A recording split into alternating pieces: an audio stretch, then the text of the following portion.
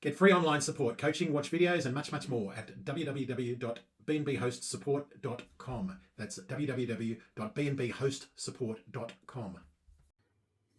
Hi, Sharona. Mark here. Is it Sharona? Yes, Sharona. Hi, Sharona. I just wanted to make sure I was saying the right name. I'm just going to quickly, I can't see my screen, so I'm just going to quickly read through your message. Now, you were talking about an instant, well, you weren't talking about an instant booking, you were talking about a booking. And so there's a couple of different types of bookings that you can have. So if I look away, I'm just looking at my phone of the conversation. So you said you found the calendar a little tad confusing. There are some videos that you can watch, certainly some resources. So I'll send you the link to what I call the Bible. Really, it's a host of resources, and they walk you through the steps to do everything. And there's a search box up in the top left corner where you could just type in something and feel like, how does the calendar work?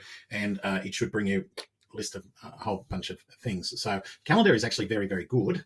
I would encourage you to set up what's called instant booking, but you'll get more bookings that way. So people like to book and get instant bookings, and some people will only look at things that they can be booked instantly. And the other thing with an instant booking is once they book, they're pretty unlikely to cancel. So whereas if they're not booked, they might keep looking. So I would have a look, by the way, at the host resources. I went and had a look at your listing.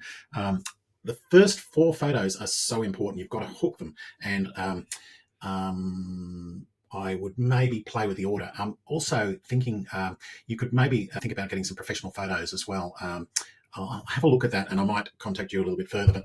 But so I would recommend instant bookings, but only where the guests meet the criteria. And the criteria that I set is that they absolutely must have government ID confirmed. And that way, if anything goes wrong, Airbnb knows who these people are because they've checked in, they've punched in their driver's license, and if anything goes wrong, you've got this thing called air cover, and air cover will sue the people and take legal action if anything, if they don't pay or they damage things or whatever. You've got a much stronger leg up. I would think about taking instant bookings from what are called experienced guests, which means people that have been to Airbnbs before and have a rating. So they would normally get.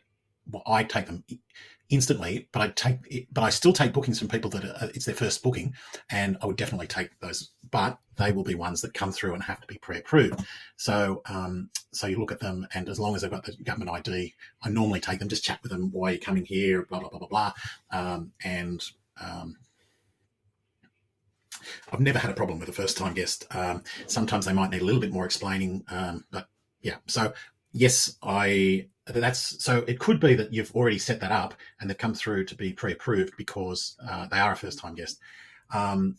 You also you asked about should you block them for 24 hours.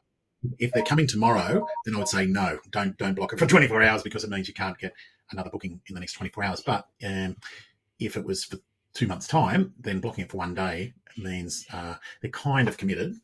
They can say no, but they're making an inquiry. Could we have this? Now, sometimes they might say, can we bring our pet Fido? And that's, you haven't got, you can actually set up pet fees. And I do take pets.